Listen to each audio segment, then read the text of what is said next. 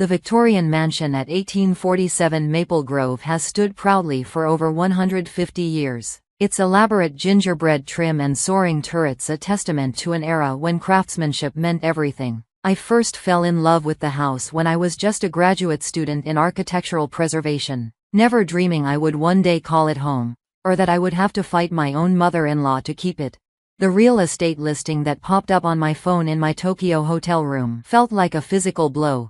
Stunning Victorian manor, priced to sell quickly. The photos showcased every loving detail I'd restored over the past 3 years.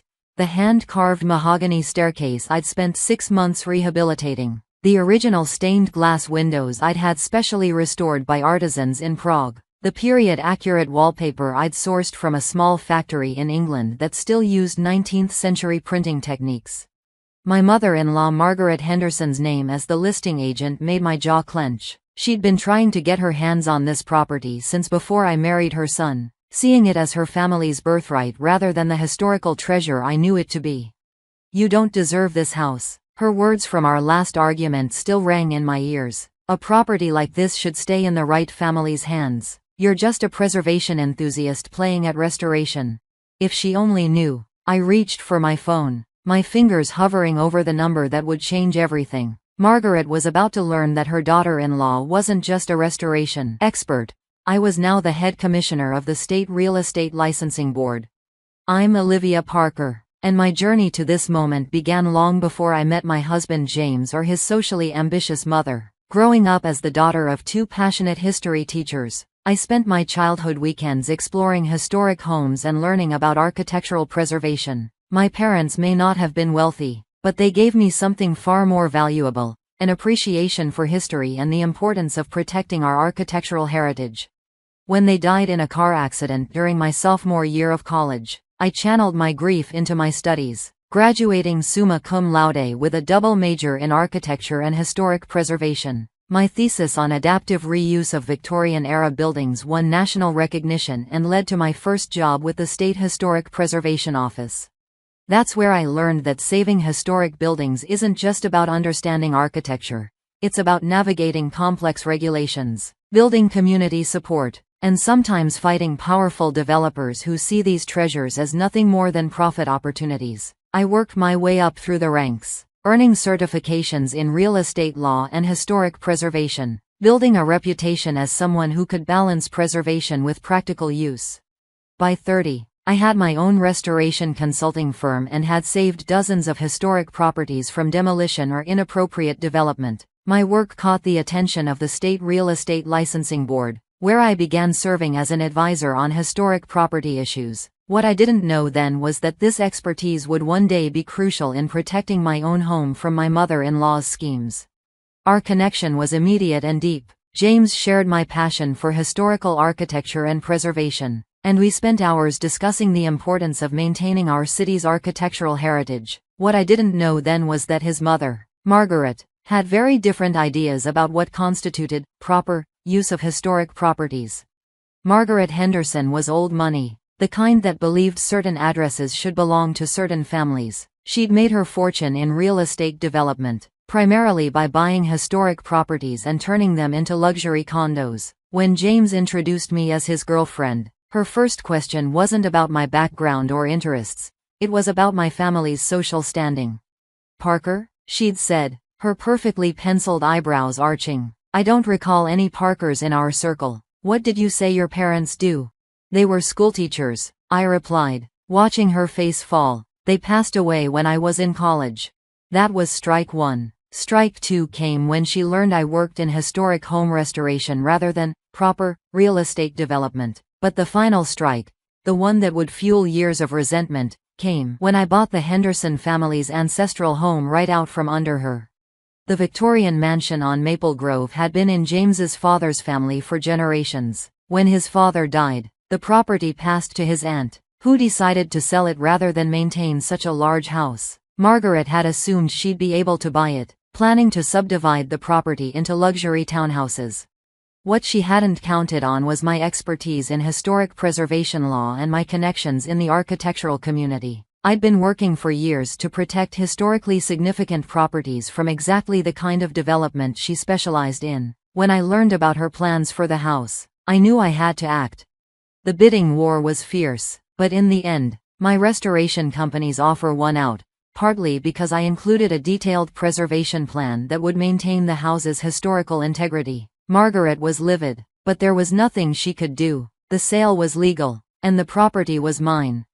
James supported my decision completely. He'd grown up visiting that house, and the thought of it being carved up into condos horrified him. We decided to make it our home, and I spent 2 years carefully restoring it to its original glory while adding modern amenities that didn't compromise its historical character.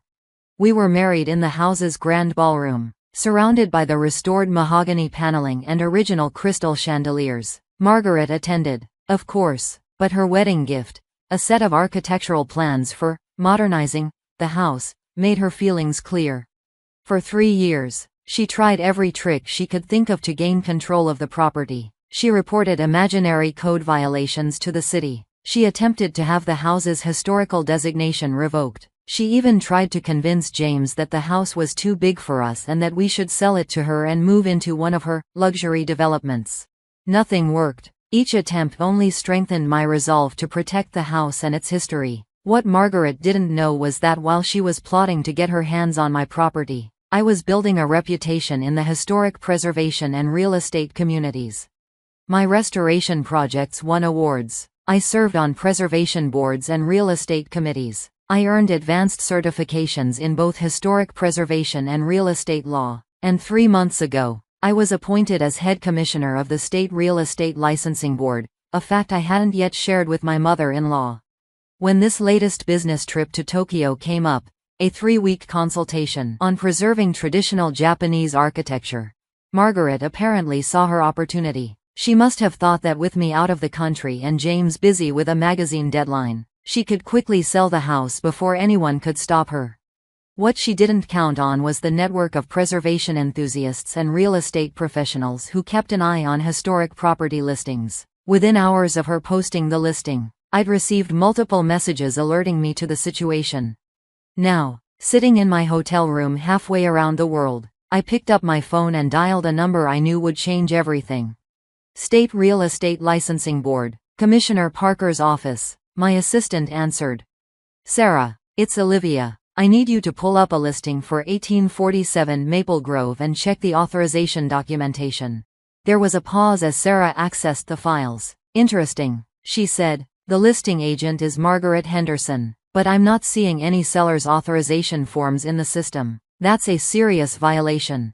"Yes, it is," I agreed. "Please schedule an emergency board review for tomorrow morning. I'll attend virtually from Tokyo."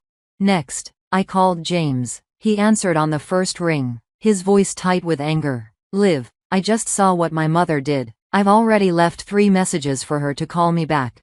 Has she responded?" "No, but she posted on social media about a exciting new property opportunity coming to market. She's already scheduling viewings for tomorrow." I smiled grimly. "Well, she's certainly going to have an interesting morning. Don't tell her about my position with the licensing board. Let her walk into this one on her own." The next morning, I logged into the emergency board meeting from my hotel room. The other commissioners were already online, reviewing the documentation Sarah had prepared. At exactly 9 a.m., Margaret swept into the boardroom in person, probably expecting to defend her actions to a group of faceless bureaucrats. The look on her face when she saw me on the main screen was priceless. "Good morning, Mrs. Henderson," I said pleasantly. "I'm Commissioner Parker, head of the State Real Estate Licensing Board. We've called this emergency meeting to discuss some serious concerns about your recent listing of 1847 Maple Grove." Margaret's composed facade cracked slightly. "Olivia, what is this?" "That's Commissioner Parker in this context, Mrs. Henderson. Now, can you please explain why you listed a property for sale without the owner's authorization?" Well, James mentioned they were thinking of selling, and I simply wanted to test the market." "Did you have written authorization from the property owners?" "Not exactly, but as James's mother." "So you fraudulently listed a property without owner authorization, a direct violation of state real estate law and the board's ethical guidelines?" Margaret's face had gone from pink to white. "Now see here, this is a family matter." "No, Mrs. Henderson, this is a legal matter. You used your real estate license to commit fraud. That's grounds for immediate suspension, possibly permanent revocation. The other commissioners nodded in agreement. Margaret looked around the room desperately, probably hoping to find a sympathetic face among her peers. Instead, she found people who had watched her bend rules and exploit properties for years. I moved to immediately suspend Margaret Henderson's real estate license pending a full investigation, one commissioner stated. Seconded. Another quickly added. This is ridiculous. Margaret burst out. That house belongs in the Henderson family. She doesn't deserve it. She's not even from the right background. Mrs. Henderson, I interrupted, my voice steel sharp. You're just making this worse. The board takes discrimination based on social background very seriously. The vote was unanimous. Margaret's license was suspended immediately, and all her current listings were frozen pending review. As a final blow, the board initiated an investigation into her past dealings, particularly those involving historic properties. This meeting is adjourned, I announced. Mrs. Henderson, you'll be receiving formal notification of these actions in writing. Please have your attorney contact the board's legal department with any questions. As the other commissioners filed out, Margaret remained standing in the middle of the room, staring at my image on the screen. You planned this, she accused. You've been working against me all along. No, Margaret, I replied calmly. I've been working to protect historic properties and uphold real estate laws. You're the one who chose to break those laws. The fact that I'm in a position to stop you is just karmic justice. The aftermath was swift and extensive. The investigation into Margaret's past dealings revealed multiple instances of questionable practices, particularly regarding historic properties. Several of her previous developments were found to have violated preservation codes, resulting in hefty fines. James fully supported the board's actions, though it created some awkward family dynamics. She brought this on herself, he said when Margaret tried to guilt him into intervening on her behalf. Maybe this will finally teach her that she can't just take whatever she wants. Margaret's social standing, which she'd valued so highly, took a major hit. The same society circles she'd used to look down on me now whispered about her ethical violations and suspended license. Several of her luxury development projects lost investors when the investigation became public. As for our house, I continued my restoration work, focusing on preserving not just the building but its history. We opened it for historical society tours, sharing its beauty with people who truly appreciated it. The irony wasn't lost on anyone when the house won a preservation award, with the ceremony held in the same ballroom where Margaret had once sneered at my obsession with old things. 1 year later, Margaret requested a meeting. She'd completed the board's required ethics courses and wanted to apply for reinstatement of her license. As head commissioner, I had to recuse myself from the vote, but I did agree to meet with her privately first.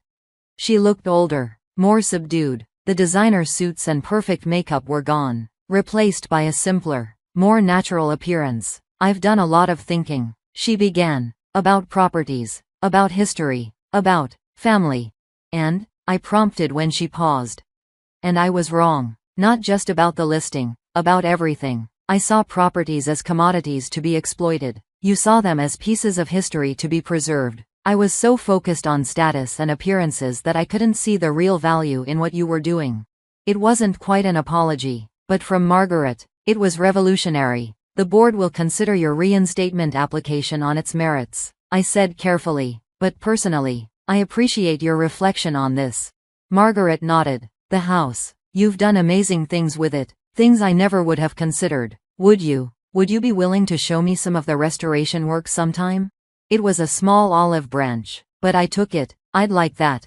Today, 2 years later, the situation has evolved in ways none of us could have predicted. Margaret's license was eventually reinstated, but with restrictions on historic properties. To everyone's surprise, she's turned her focus to renovating and preserving historic commercial buildings, sometimes even consulting with me on preservation techniques. She's still Margaret. She still makes comments about my common background sometimes, and she hasn't completely given up her social climbing, but she's learned to respect boundaries, both professional and personal. And when our first child was born last year, she was genuinely touched that we chose to raise our family in the house she'd once tried to take away. The Victorian on Maple Grove stands as a testament to the power of preservation, not just of buildings, but of principles. Its restored walls now echo with new family memories, while its historical character remains protected for future generations. And if anyone asks about the modern security system and detailed property documentation we maintain, well, some lessons you only need to learn once.